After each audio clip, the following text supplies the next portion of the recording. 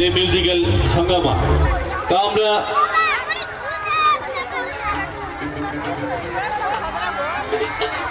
আজকের এত সুন্দর জায়গায়, আজকের এই সুন্দর রাত্রিটিকে আরো সুন্দর সুন্দর করে সঙ্গীতের মাধ্যমে আপনাদের সকলকে আনন্দ উপভোগ দিতে এসছেন এসএমজি রকার্স।